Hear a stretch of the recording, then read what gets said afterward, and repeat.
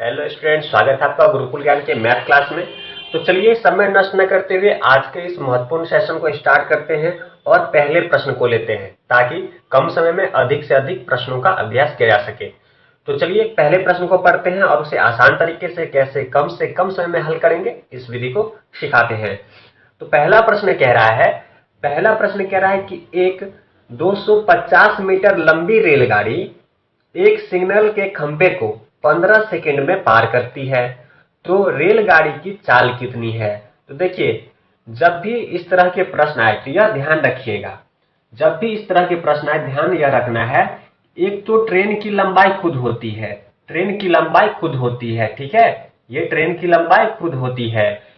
Train एक तो अपनी लंबाई भी पार करता है, दूसरा अगर कोई खंभा है, कोई व्यक्ति है, ऐसी स्थिति में ट्रेन सिर्फ अपने लंबाई को ही पार करती है, तो यह चीज ध्यान रखिएगा। तो यहाँ ट्रेन की लंबाई कितनी है, 250 मीटर है। कितनी है, 250 मीटर है। ध्यान रखना है, खंभा हो, व्यक्ति हो, पेड़ हो, ठीक है, ऐसी स्थिति में ट्रेन सिर्फ अपनी लंबाई को ही पार करती है। आगे प्रश्न कह रहा है कि खंभे को 15 सेकेंड में पार करती है। कितने सेकेंड में पार करती है, 15 सेकेंड में पार करती है। तो समय हमें दिया गया है, क्या दिया गया है, समय हमें जो दिया गया है, समय दिया गया है 15 सेकेंड। 15 सेकेंड में वह उस खंभे को पार कर लेगी। तो इसे हल करने के लिए सिंपल हमसे क्या पूछा जा रहा है कि रेलगाड़ी की चाल कितनी है। तो चाल कैसे निकालेंगे, चाल निकालने के लिए सिंपल सी बात है, जो लंबाई है, लंबाई ही क्या होगी, दूरी होगी, तो दूरी बट्टा समय। तो दूरी हमारी क्या होगी, 250, क्योंकि 250 मीटर ही उसे तय करना है। बट्टे में समय कितना है, 15 सेकेंड है। समय कितना है, 15 सेकेंड है। ध्यान यह रखना है कि हमारे जो उत्तर के ऑप्शन है, हमारे जो आंसर के जो ऑप्शन अब दिए गए हैं वे सभी किलोमीटर प्रति आवर में है। ऐसी स्थिति में क्या करना पड़ेगा, इसे हमें क्या करना पड़ेगा, जो कि सेकंड में है, इसे आवर में, प्रति किलोमीटर आवर में बदलना पड़ेगा। तो इसे क्या करना पड़ेगा, हमें इसे गुना करना पड़ेगा, हमें 18/5 से। क्या करना पड़ेगा, 18/5 से गुना करेंगे तो किलोमीटर प्रति आवर में यह बदल जाएगा। तो चलिए इसे हल कर लेते हैं। अगर हम इसे हल करें तो देखिए 3 से कट जाएगा, 5 तिया 15, 6 त्रिक 18, 5 से हमारे ये कट जाएगा, 25 25, 50 बार में यह कट गया, ठीक है। 5 से फिर कट जाएगा, 10 बार में कटेगा, 10 बार में यह हमारा कट गया। तो हमारा उत्तर क्या आ गया, हमारा उत्तर आ गया आपका 60 किलोमीटर। कितना, 60 किलोमीटर प्रति आवर। ये क्या हो गया, हमारे इस प्रश्न का आंसर हो गया। ये क्या हो गया, हमारे इस प्रश्न का आंसर हो गया। तो काफी सरल प्रश्न था। ऐसे ही महत्वपूर्ण प्रश्नों को लेंगे और जितने भी आपके ट्रेन से, रेलगाड़ी से संबंधित प्रश्न बनते हैं, सही प्रकार के प्रश्नों को आज के इस वीडियो में हम शामिल करेंगे ताकि आपका यह चैप्टर कंप्लीट रूप से आपके समझ में आ जाए और इससे इस पे बनने वाले प्रश्नों के उत्तर आप आसानी से दे सके। तो चलिए अगले प्रश्न को लेते हैं। चलिए इस प्रश्न को देखते हैं। प्रश्न कह रहा है कि 100 मीटर लंबी रेलगाड़ी, 100 मीटर लंबी रेलगाड़ी 36 किलोमीटर प्रति आवर की चाल से जाते हुए रेलवे लाइन के पास खड़े व्यक्ति को कितने देर में पार करेगी। यानी कि हमसे यहाँ पे ट्रेन की चाल ही पूछा जा रहा है। तो देखिए 100 मीटर लंबी ट्रेन है। कितनी, 100 मीटर लंबी ट्रेन है। कितनी, 100 मीटर। चलिए हमने लिख लिया। इसे पार करना है किसे, रेलवे लाइन के पास खड़े एक व्यक्ति को पार करना है, ठीक है। आपको मैंने बताया था कि जब भी खंबा हो, व्यक्ति हो, पेड़ हो, ऐसी स्थिति में क्या होता है, ट्रेन सिर्फ अपनी लंबाई पार करेगी, ट्रेन सिर्फ अपनी लंबाई ही पार करेगी, यानी कि उसे 100 मीटर ही दूरी तय करना है। समय स्पीड क्या दे रखा है, किस चाल से, 36 किलोमीटर प्रति आवर की चाल से। 36 किलोमीटर प्रति आवर, यहां देखिए हमें चाल दिया गया है, हमें समय निकालना है। चाल हमें दिया गया है 36 किलोमीटर प्रति आवर की चाल से ट्रेन चल रही है। तो हमें बताना है कितने समय में, कितने देर में वह इस व्यक्ति को पार कर जाएगी। तो यहां हमें समय निकालना है। क्या निकालना है, समय फाइंड करना है। तो चलिए समय फाइंड कर लेते हैं। समय निकालने के लिए क्या करेंगे, हमें दिया क्या गया है, हमें दिया गया है दूरी, तो दूरी बट्टा चाल, दूरी बट्टा क्या हो जाएगा हमारा चाल। चाल हमारा क्या है, ध्यान दीजिएगा, 36 किलोमीटर की स्पीड है। कितने की स्पीड है, 36 किलोमीटर की स्पीड है। तो चलिए इसे हल कर लेते हैं। यहां कर देंगे 36, हमारा जो उत्तर है वह सेकेंड के अंदर है और ये हमारा किलोमीटर प्रति आवर में है। तो इसे चेंज करने के लिए, सेकेंड में लाने के लिए क्या करना पड़ेगा, 18/5 से गुना करना पड़ेगा। क्या करना पड़ेगा, तो 5/18 से गुना करना पड़ेगा। ठीक है, इसे क्या करना पड़ेगा, 5/18 से गुना करना पड़ेगा। तो 5/18 करेंगे तो 18 हमारा पलट के ऊपर चला जाएगा, तो ऊपर आ जाएगा 18। तो चलिए इसे हल कर लेते हैं। 18 दूनी 36, 2 पचे 50 और 5 दाहिन 10। तो हमारा क्या हो गया, 10 आ गया। यानी कि 10 सेकेंड में क्या होगा, 10 सेकेंड में क्या होगा, ट्रेन उस व्यक्ति को पार कर लेगा और हमारे इस प्रश्न का आंसर क्या हो जाएगा, 10 सेकेंड। बिल्कुल सही उत्तर क्या हो जाएगा, 10 सेकेंड। तो ऐसे महत्वपूर्ण प्रश्न हम लगातार लेंगे। तो चलिए इसी क्रम में इससे ऊपर के लेवल का प्रश्न लेते हैं और उसे हल करते हैं। तो लेते हैं अगले प्रश्न को। चलिए अगले प्रश्न को हल करते हैं। प्रश्न को ध्यान से पढ़ेंगे।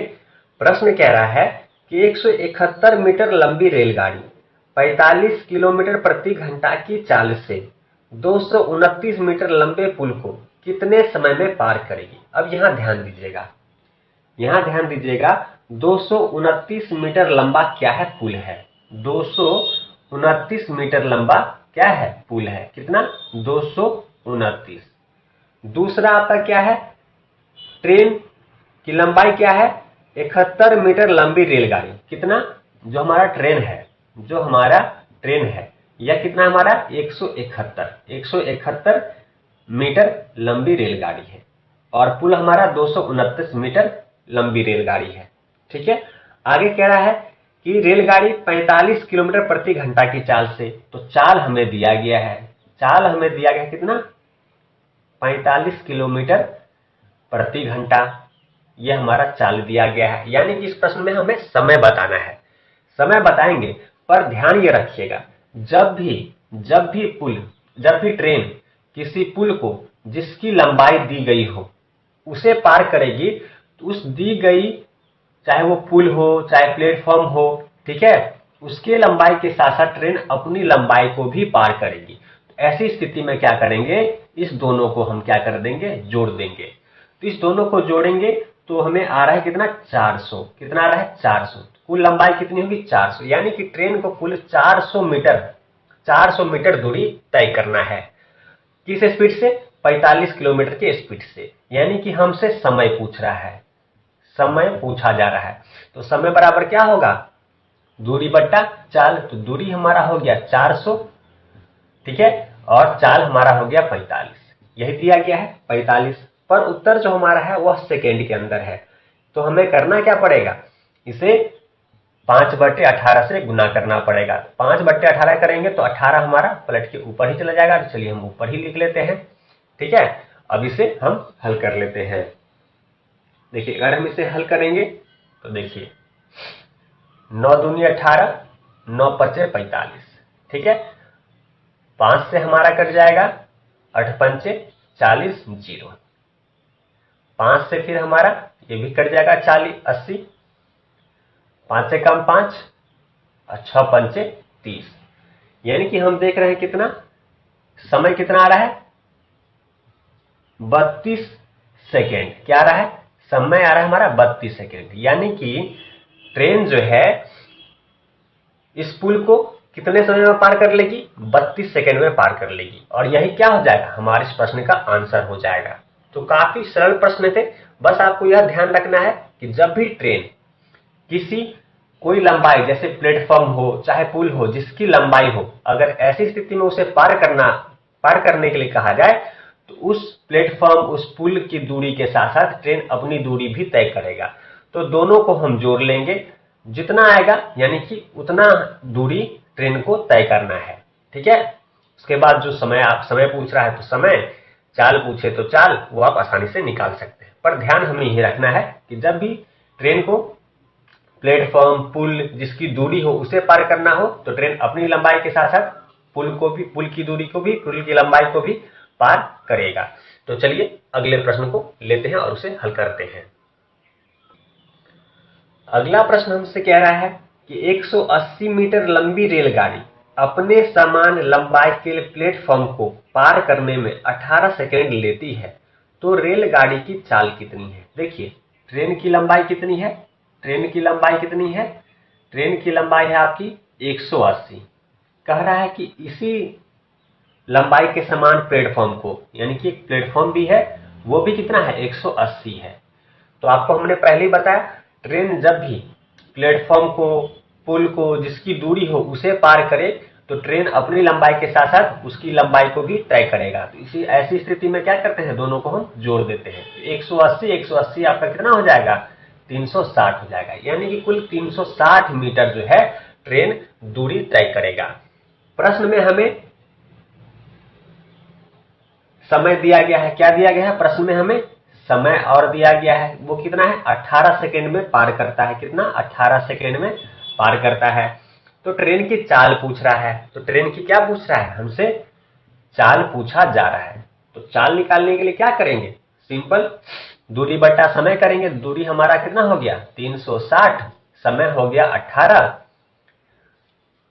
तो इसे काट लीजिए, हल कर लीजिए। 18 दूनी 36, 20 बार में कट जाएगा। तो हम देख रहे हैं 20 मीटर प्रति सेकेंड। क्या हो जाएगा? इसकी चाल हो जाएगी और यही क्या हो जाएगा? हमारे इस प्रश्न का आंसर भी हो जाएगा। तो काफी सरल प्रश्न था। बस आपको ध्यान ये रखना है कि जब भी प्लेटफॉर्म, पुल आदि दिया गया हो तो ट्रेन अपनी दूरी के साथ साथ प्लेटफॉर्म की दूरी, पुल की दूरी को भी तय करेगा। ऐसी स्थिति में हम दोनों को जोड़ लेते हैं। सिंपल, समय दिया गया है तो चाल आसानी से हम निकाल लेंगे। तो इस प्रकार से हमने इसे हल कर लिया है। तो चलिए अगले प्रश्न को लेते हैं और उसे हल करते हैं। तो अगला प्रश्न कह रहा है कि एक रेलगाड़ी बिना रुके औसत चाल 90 किलोमीटर प्रति आवर है। एक रेलगाड़ी की बिना रुके औसत चाल 90 किलोमीटर प्रति आवर है। बार बार रुकने के कारण इसकी औसत चाल 80 किलोमीटर प्रति आवर हो जाती है। तो गाड़ी कितने मिनट प्रति घंटे रुकती है? प्रश्न हमें मीटर प्रति आवर में उत्तर जो है हमें मीटर प्रति आवर में बताना है। तो देखिए, यह ध्यान रखेंगे कि रेलगाड़ी की वास्तविक चाल और जो रुक रुक कर चलती है, ठीक है, उस दोनों का अंतर कितना है। देखिए, वास्तविक औसत चाल कितनी है? 90 है, और रुक रुक कर जो चल रही है वह चाल कितनी है? 80 किलोमीटर की औसत चाल है। तो हम देख रहे हैं कि दोनों का अंतर कितने का है? 10 का है। 10 का है। कितने का अंतर है? 10 का है। तो जब भी हमें सिर्फ अंतर देखना है। अंतर कितने का है? 10 का है। और उसकी वास्तविक चाल देखिए, तो वास्तविक चाल क्या है? 90 है। तो नीचे 90 लिखिए। आगे प्रश्न हमें उत्तर बताना है मिनट प्रति आवर में, और ये हमारा किलोमीटर प्रति आवर में था।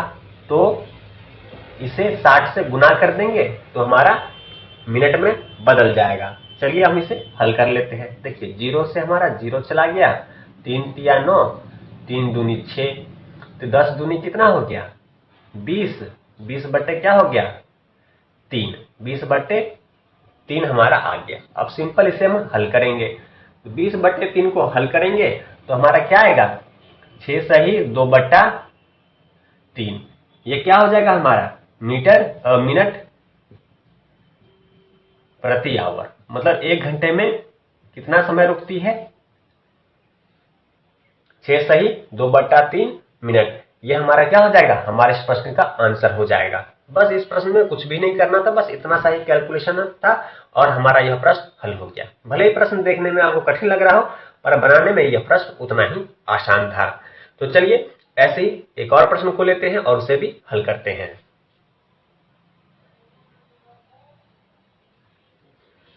अगला प्रश्न कह रहा है कि एक 280 मीटर लंबी रेलगाड़ी की गति 60 किलोमीटर प्रति घंटा है। यह रेलगाड़ी 220 मीटर लंबे प्लेटफॉर्म को पार करने में कितना समय लेगी? तो देखिए, प्रश्न में हमें दिया क्या गया है? एक तो 280 मीटर लंबी रेलगाड़ी, एक रेलगाड़ी है जो कि कितना है 280 मीटर लंबी रेलगाड़ी है। ठीक है, ये तो हमारा हो गया ट्रेन की लंबाई। आगे दे रखा है कि रेलगाड़ी 220 मीटर लंबे प्लेटफॉर्म को पार करती है। तो देखिए प्लेटफॉर्म भी है, प्लेटफॉर्म भी है, कितना है ये 220 मीटर लंबी प्लेटफॉर्म है।